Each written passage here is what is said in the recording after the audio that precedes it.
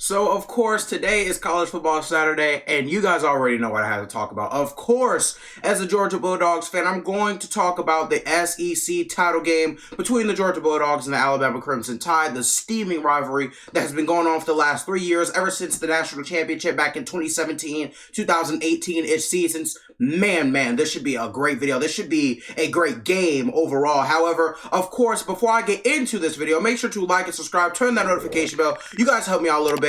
And without further ado, I'm going to get right into this video. Now, of course, Georgia, they are the best team in the entirety of college football. Coming off the usual dominant win against their state rival, Georgia Tech, in which the Bulldogs won 45-0, completing the 12-0 season.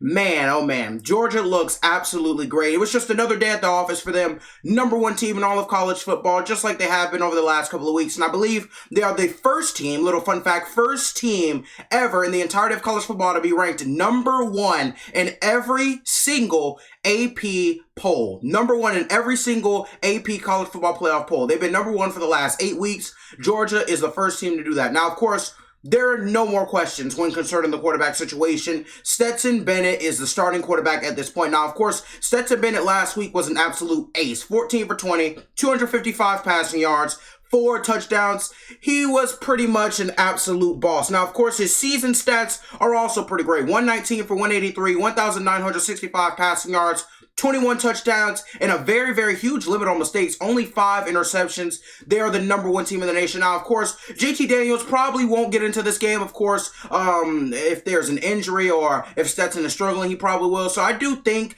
it is somewhat important to give you his stats for the season. 68 for 94, 722 passing yards, 7 touchdowns, 3 interceptions. Man, I mean, both of these quarterbacks are very talented. However, Stetson Bennett, he's obviously that guy right now. The team is way more comfortable with him at quarterback, or at least looks to be way more comfortable. The team is just as good, if not better, with him at the quarterback position right now. I'm really, really happy for somebody like Stetson Bennett, a guy who came in as a walk-on, a guy that we all doubted at one point, stepping up to the plate, being the best player he can possibly be. I'm so glad for Stetson Bennett, man. You can't help but to be happy for this guy. Now, of course, going into offense, Georgia's defense is the main thing. I get it. But Georgia's offense is the 6th ranked scoring offense in the country. They score 40.7 points per game and average 442.3 yards per game, plus 200 rushing and passing yards. So not only are they getting over 400 yards of production, they're getting it in both fashions of the game. I mean, 200 rushing and 200 passing yards from your team per game, absolutely ridiculous. That just goes to show a great balanced offense. They're going to need that against Alabama today. Now, of course, while the quarterbacks have been a huge conversation for pretty much the entire season, the running backs are really, really worth noticing. And, of course, the entire running game. Georgia has over 6 rushers with over 100 yards on the season, including quarterback Stetson Bennett, and they average 202 rushing yards per game. That is 20 plus more than the nation's best offense, the best scoring offense, Ohio State. Georgia's rushing the ball for 20 more yards per game than the nation's best scoring offense. Georgia's rushing game is truly dominant. It's one of the best rushing games in the entirety of college football. Now, of course, we also have to talk about the passing game. Georgia also has some threats there. Brock Bowers has emerged as one of the best freshman tight ends probably ever. 37 receptions, 652 yards, dominated Georgia Tech last week, has 10 touchdowns on the season. And also, George Pickens is going to be making his return as he did last week. He's going to come back and make his return this week. And, if you're Alabama, I'm not wanting to go against George Pickens coming fresh off an injury. Dude is fresh. He's probably well-rested, well-winded. I mean, I wouldn't want to go against George Pickens and Brock Bowers in the same lineup if I'm Alabama's defense, who has kind of struggled this year. Going to get into that later, though. Now, of course, Georgia's defense has been college football's hot topic, as you can literally double the total amount of points they've allowed this season, which is 83, and they'd still be in first place for the best defense in college football. Yeah. That's just how dominant this Georgia defense has been. They allow 6.9 points per game, only 78.9 rushing yards per game, which I believe is second in the entirety of college football behind Wisconsin. And then, of course, only allow 151.5 passing yards per game. Statistically, one of the most dominant defenses of all time. Georgia's defense is absolutely insane, and I'm really, really glad to be a witness of this absolutely incredible defense. And if this team can manage to take it all the way, which I think they will, I hope they will, then this could easily go down as one of the best defenses in college football history. Now, of course, we have to go to the injuries, and surprisingly, sort of, Georgia's starting to get a little bit healthy. Of course, Kearis Jackson has a rib issue. He will play. Jamari Saylor is questionable. Adam Anderson is out with his situation. With respect to him, we're not going to talk too much about that. Let's just say he's suspended for right now.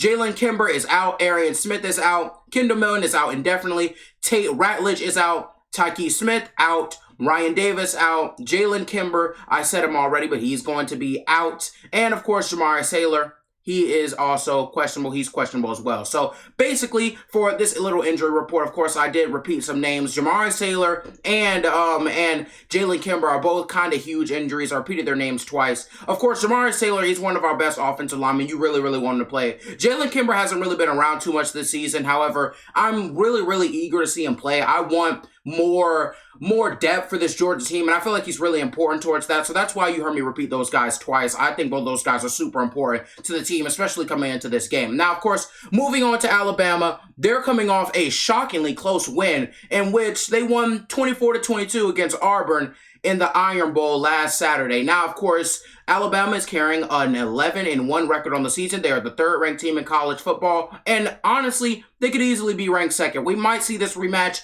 in the college football playoffs, so stay tuned. This may not be the end of the Georgia and Alabama little rivalry going on. Now, of course, their quarterback, and by there I mean Alabama, their quarterback is arguably the hottest quarterback in all of college football. He is the leading Heisman candidate in his sophomore season. Give it up for Bryce Young.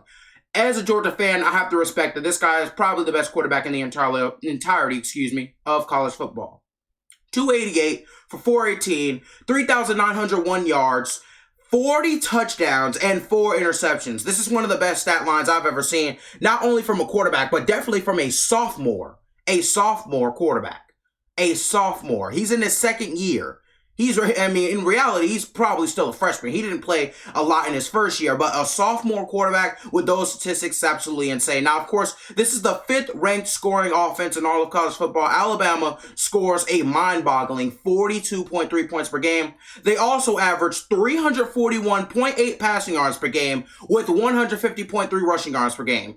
Alabama is truly one of the best offenses in the entirety of college football, and let's be honest, ever since Nick Saban got there, they've been a beastly offense. However, this is just another level. I mean, Bill O'Brien has done an amazing job running this Alabama offense, and Georgia, they're going to have to bring their A game if they want to stop these guys. Now, of course, Alabama's also loaded with weapons. Jamison Williams and John Mechie both have over 1,000 receiving yards in the season, and of course, a guy who's coming into the game a little bit questionable with a leg injury.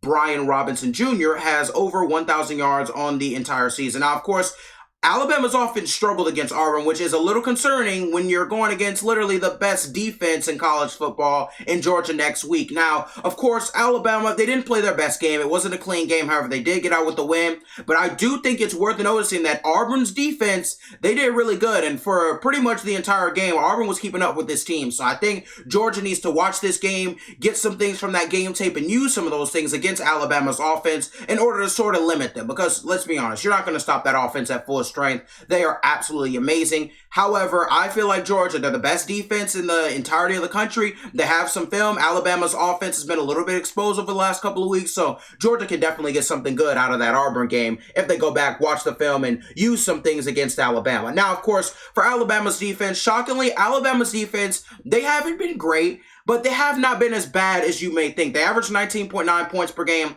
and 294.3 total yards per game. Again, not amazing, but not too bad either. Now, of course, Alabama injury reports, they're starting to get a little healthy. Of course, Keanu Coate, he is a day-to-day with a foot injury. Brian Robinson, as I said, with his leg injury, questionable. JoJo Early is doubtful for this game. Roydell Williams is out.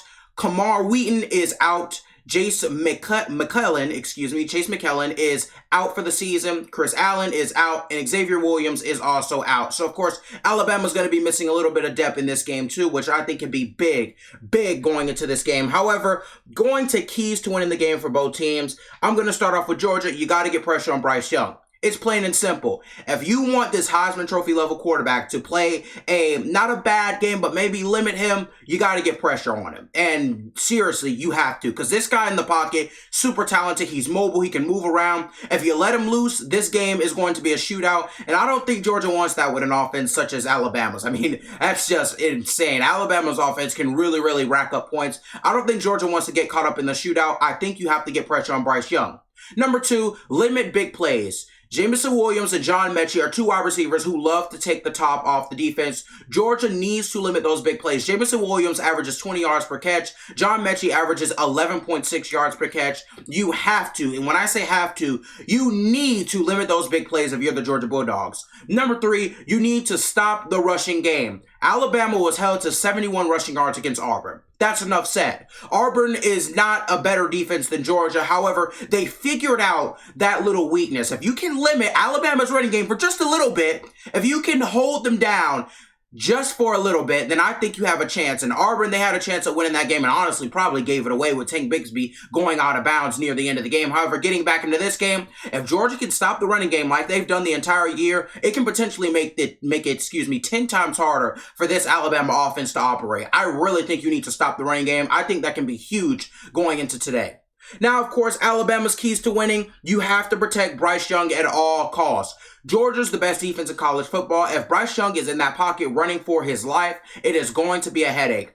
Don't create any headaches for Alabama. Don't create a headache by having zero protection on the quarterback. You need all you can get against Georgia's defense. And in my opinion, you seriously need to protect the quarterback if you want to score a lot of points. Now, of course, number 2, you have to overcrowd Stetson Bennett. You have to get pressure on him. Stetson Bennett struggles seeing over taller linemen as he is a fairly shorter quarterback. Alabama's going to have to really hem the pocket in on him, and force him, really force him to make some questionable decisions down the field. Of course, the University of Florida, they did that against Georgia. And while Georgia's offense didn't seemingly struggle, Stetson Bennett was limited. So I believe if you're Alabama, you need to keep him hemmed in. You need to keep him in the pocket. And if you keep him hemmed in, get enough pressure on him, I think you have a great chance at limiting this Georgia's offenses and their production.